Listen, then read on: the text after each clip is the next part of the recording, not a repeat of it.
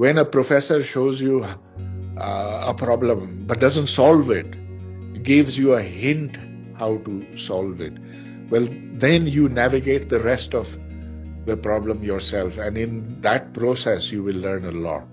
The instant you're given a solution, well, then it's simply a matter of remembering it. So therefore, the emphasis should always be on tackling new and unseen problems. That's what builds up the mind. You will also see that companies do their hirings and they want people who can do new things, who don't just follow orders, because robots can follow orders. In this new age, what's the difference between us and robots? Well, robots haven't learned to think as fast as we have.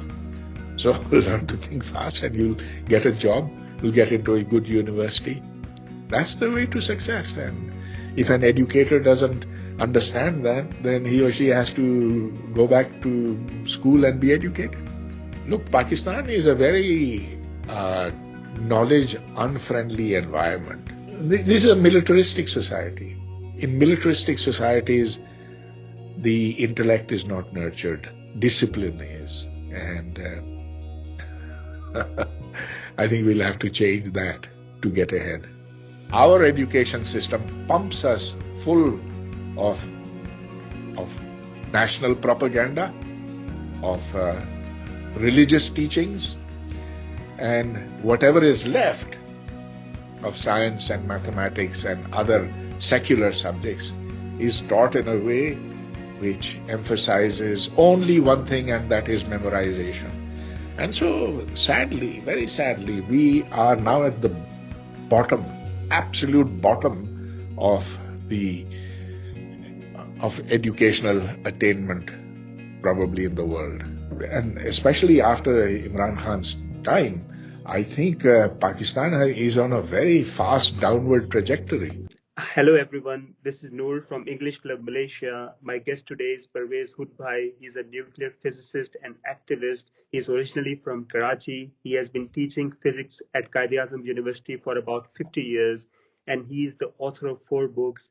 And on April 14th, 2001, it was announced that he was about to be receiving the Star-e-Imtiaz from former President General Pervez Musharraf, but he refused to accept it.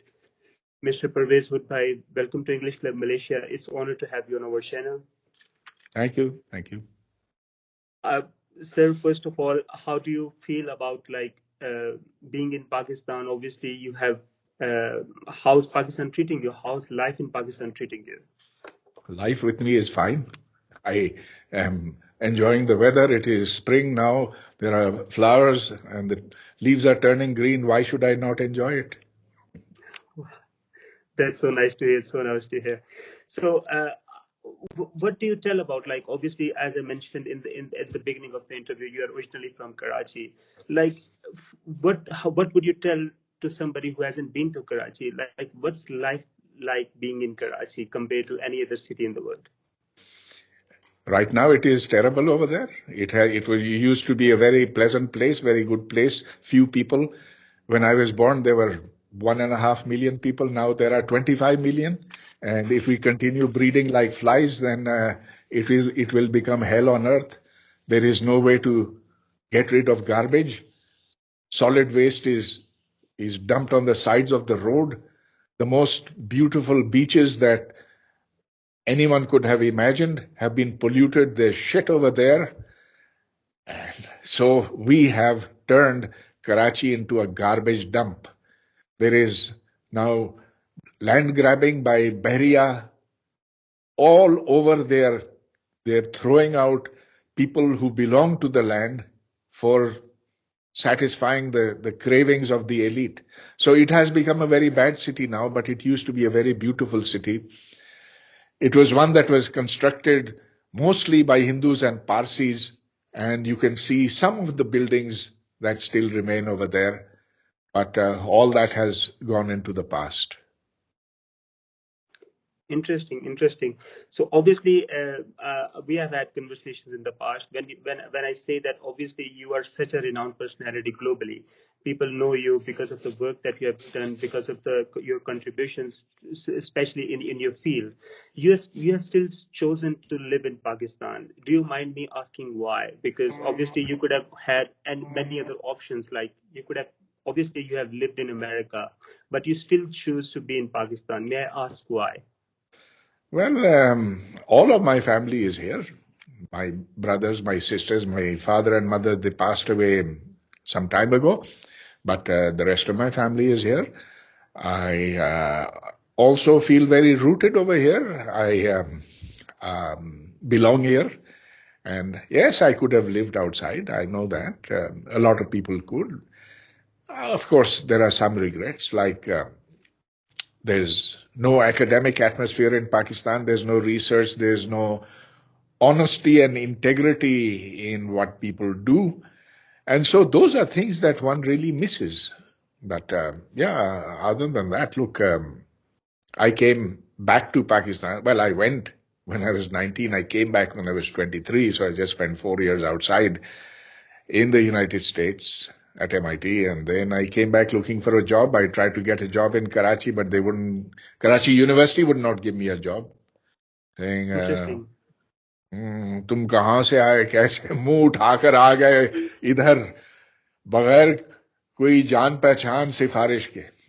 So I got a job in Islamabad, and that's where I've spent most of my life. Wow, wow.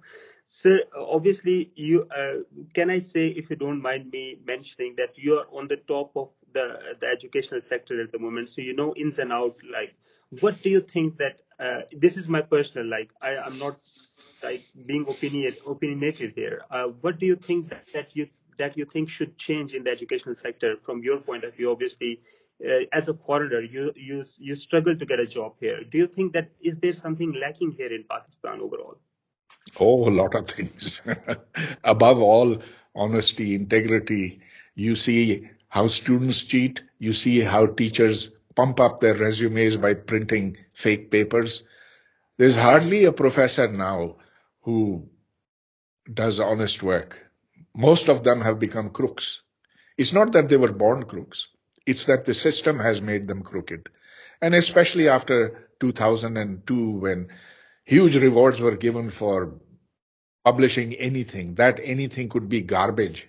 But as long as you have a paper, you get promotions, you get cash awards. And so that thing, that rot, has been very severe since, I would say, 2002, which was when the HEC was made. But look, basically, our education system is at the root cause of our problems, of Pakistan's problems. And it's because the intent of the education system is not to impart knowledge, not to impart problem-solving skills. Those are the only things that the outside world wants, and those are the only things that any field needs. Instead, our education system pumps us full of national propaganda, of religious teachings, and whatever is left of science and mathematics and other secular subjects is taught in a way which emphasizes only one thing, and that is memorization. And so, sadly, very sadly, we are now at the bottom, absolute bottom of educational attainment, probably in the world. I get it. I get it. Obviously, I mean, from my point of view, from where I see it, I, I haven't done as much as, I mean, obviously you are on a different level. I mean, broadcasting is just a small thing. I mean, we always depend on guests like you, but still, I do have a right to say that obviously, if you have chosen to be in Pakistan, you do have, like, maybe for the family reasons, maybe you still want to contribute to the sector here. I mean, especially in terms of physics.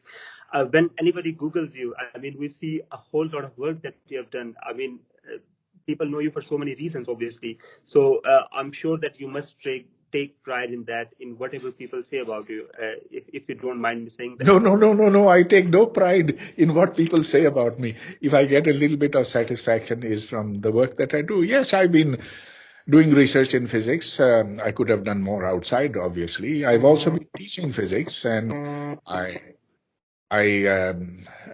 enjoy doing that. I still do it, even though no university will have me. But I still teach online.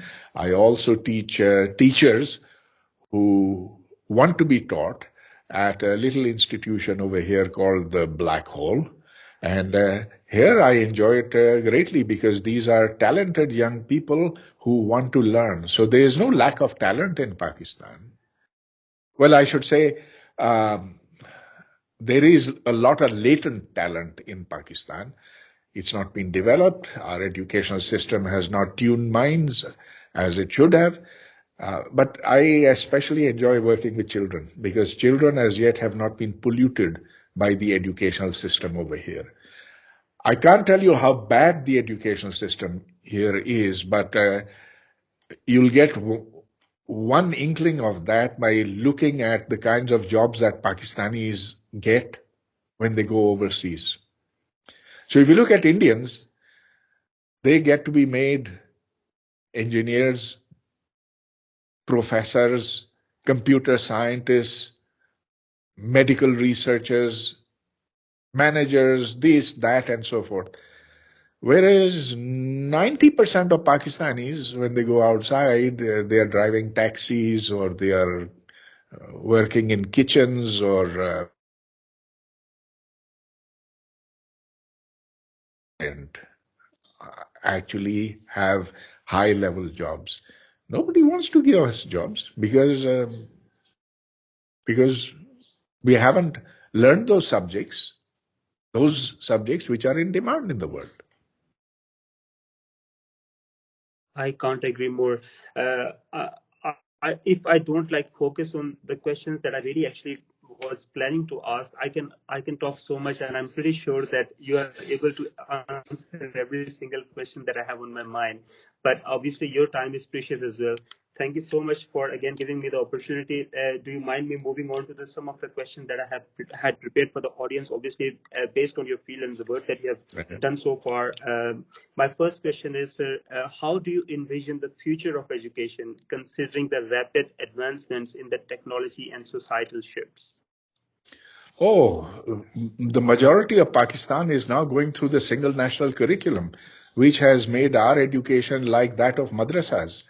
And although there are some O and A level schools that have managed to slip through this somewhat, but the vast majority of Pakistanis are having to do nothing more than memorization. And so they learn, they earlier used to have Nazra, now they have not Nazra only, but also meaning, then they have to learn Hadith, then they have to learn Duas, and then Tajweed, and everything that is memory-centered, and nothing that enhances their problem-solving skills, that make them useful citizens of Pakistan and of the world. So, and especially after Imran Khan's time, I think Pakistan is on a very fast downward trajectory. So, except for, the schools that manage to evade the single national curriculum, because, the rich people, they'll always want their kids to be taught marketable skills. They want their kids to escape the country. And so they'll find ways out. All these beacon houses and city schools and grammar schools and HSNs, they have not been affected really by the single national curriculum. But if you go to the ordinary school in Punjab, a village school over there, then you will see that with the danda in hand, there is the police wala who is enforcing Nazara. How more disgusting can it get than that? Thank you so much for answering the first question. My second question is, what role do you believe emerging technologies such as artificial intelligence and virtual reality will play in transforming the educational landscape? Oh, I think they will have a very minor role in Pakistan. Because first we have to get our fundamentals straight. We have to learn how to read, to write, and actually reading books is so very important, much more important than what you get out of watching videos or AI generated stuff. All that comes later.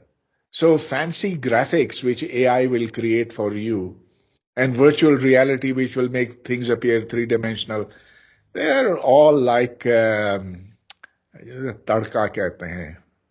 First, you have to have the halim, the salan, before you can talk about what to put on it.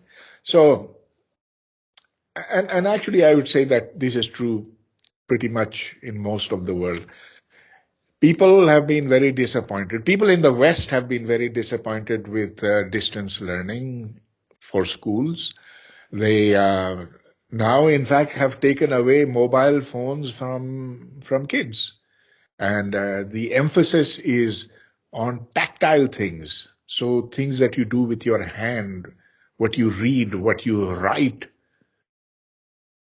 So, people have even forgotten how to write. Their handwriting has gone to the dogs. All those things are not going to be fixed by AI.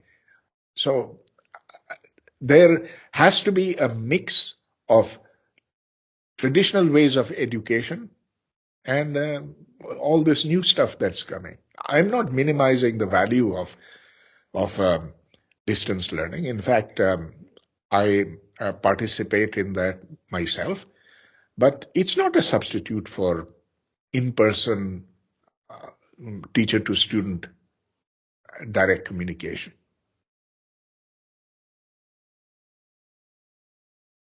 Well, my third question is, with the proliferation of online learning platforms, how can traditional educational institutions adapt to remain relevant and effective? Oh, I was asked by a couple of vice chancellors this same question, and my answer is very clear on this.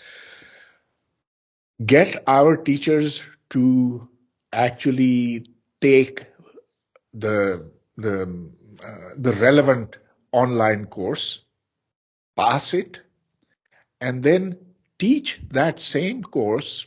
I mean, use those videos of that course instead of developing his or her own lecture in class. So do a combination of both online courses and in-person teaching. In fact, what we do at the Black Hole, this is a little institution here in Islamabad, where we train physics and maths teachers, is we give them videos that they go home and watch. So we don't have in-class training at all. They go, they watch the videos, they solve the problems, and then once a week they come and they get tested on what they have learned. And they're asked to then solve new problems, unseen problems on the board. Now, in doing so, they tell me they're learning so much more than they had in all the years that they went to school or college or university. And I think that's the way to go. Well, sir, my fourth question is, in what ways do you see the traditional classroom experience evolving to accommodate diverse learning styles and preferences? So the traditional is that you make people memorize things. There's the top-down approach. There's the teacher saying that this is the truth. Learn it. No, that's not the way modern education functions. There will be diverse styles over there of teachers in that they will suggest different kinds of online learning materials, and they will use differently graduated tests to check learning. Now, it has to be a synthesis of what is in class and what they see and what they learn online. Interesting. Sir, how can educators leverage technology to foster more personalized and engaging learning experience for students? Well, first of all, the teacher has to be interested in the subject. If there is a incompetent, unintelligent duffer as a teacher, then forget it. There's nothing you can do to get the kid interested, unless, of course, the kid is interested for whatever other reason. And producing the motivation in children is the hardest thing. Now, I see that some of them come very well equipped, and those are the only ones that we really want to teach. And then if you ask, why is it that some kids are eager to learn, curious, and even if they're not very bright, they're still wanting to learn? The answer is that in their homes, they have parents or brothers or sisters who are actually engaged in learning, and in their house, there's maybe they watch National Geographic or some science channel, Discovery Channel or something. Something has to catch the attention of a child before he or she gets interested in a subject. Motivation is the hardest part. And for this, I think the parents are more important than the teachers. I can't agree with you more. What strategies do you recommend for educators to encourage critical thinking and problem-solving skills in students amidst the digital age? Oh, you have to, children are naturally curious. Just don't suppress it. Encourage them to ask questions. In fact, in the years that I have taught in the university, I have often been very disappointed by the fact that students don't ask questions. And so what I do sometimes is that while writing on the board, I will make a mistake, a deliberate mistake, and then after a little while I'll say, oh, why didn't you stop me then? Don't you see the mistake? And so that sort of, see, every teacher has to devise a kind of strategy, and that can only happen if the teacher is engaged with the students, the teacher is competent, the teacher is interested, and better, has a passion for the subject. Right, right. So as technology continues to reshape industries and job markets, how should educational curricula evolve to prepare students for future careers? There is one answer that you will get from everybody who is hiring, and that is critical thinking, ability to solve new problems, the ability to apply new knowledge in different situations. Because look, nobody has any need anymore for जिसको कहते हैं ना बूढ़े तोते. And Right. a parrot gets old at 18. I mean, a kid gets old at 18. The learning curve is fastest in earlier years. 3, 4 years, 5 years. It keeps them slowing down. And unless one can catch them earlier the better. So in fact, you must have heard of this. Jewish mothers, they play some kind of radio or some music around their stomachs so that the baby, which is yet to be born, gets to hear certain harmonics, certain melodies, and that contributes to mind building even before the kid is born. Now, we do nothing of that sort. We, get them to memorize things, and you know what I mean on that. Right. That doesn't build up anything in the mind other than passivity. Correct. Sir, a couple of questions left. I'm pretty sure that you must have a very busy schedule today.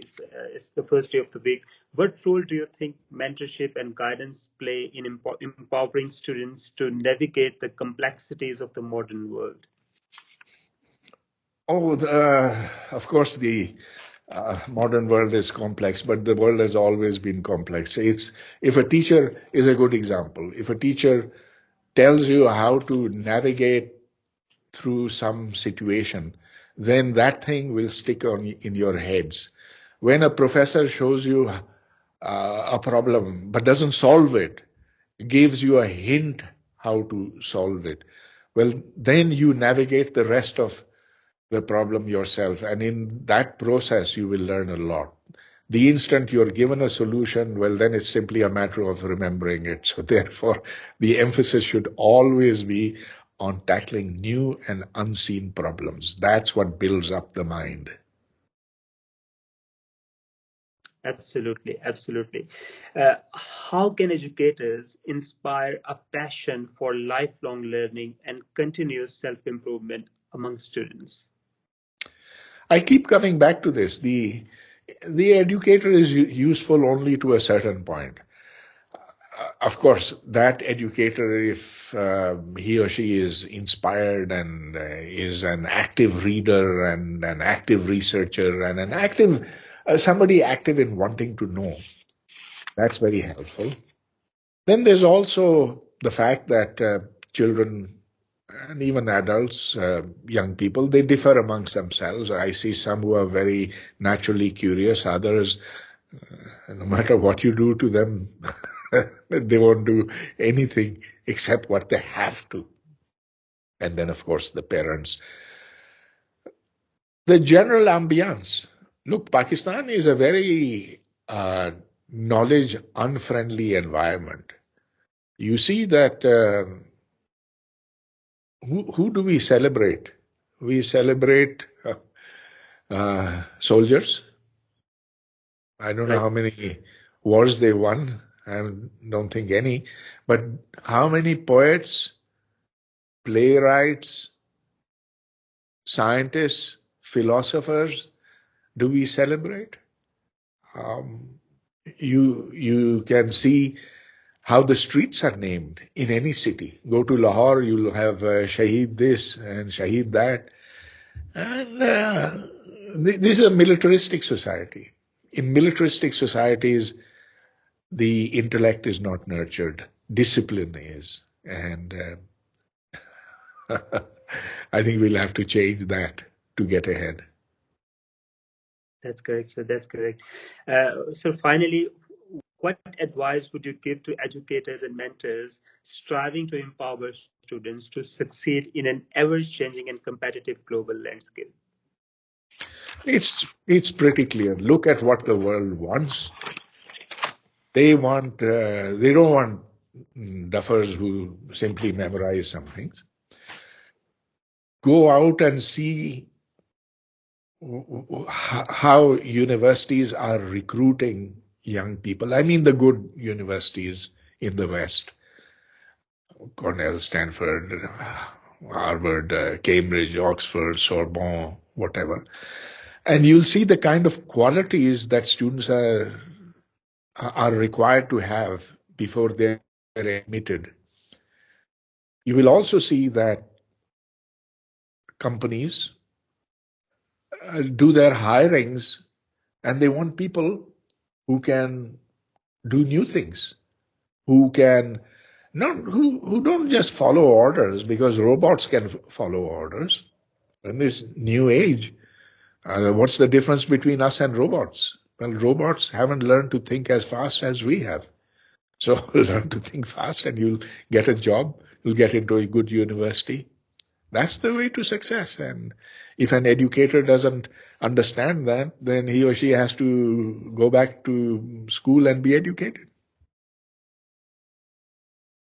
Mr. Pervez Hoodbhoy, thank you so much. It's been so kind of you that you have given so much time to us. I mean, we have been trying to collaborate in this particular session for so long, and you have been like so patiently cooperative with us. That's so nice of you. This English Club Malaysia YouTube channel is basically one of the initiatives in Pakistan. Like there are very few broadcast channels which are like actually telecasting or making some content in English language, and you have been kind enough to speak in English today, and I hope that our audience can learn and take as many takeaways as they can because of the golden words that you have said today and out of your busy schedule. Thank you so much. Is there any like to the audience? Would you like to say, because obviously I feel like this hasn't been an easy journey for me also. I mean, interviewing over 100 personalities on this channel,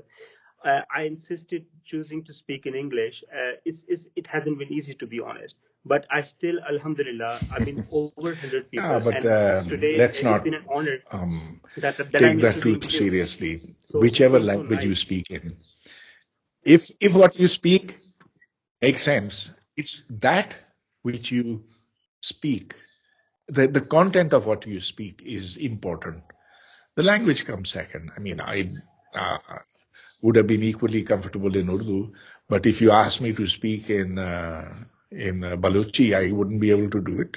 The point is to be able to get Great, your thoughts across in any one language. That's what matters. sir. So nice of you.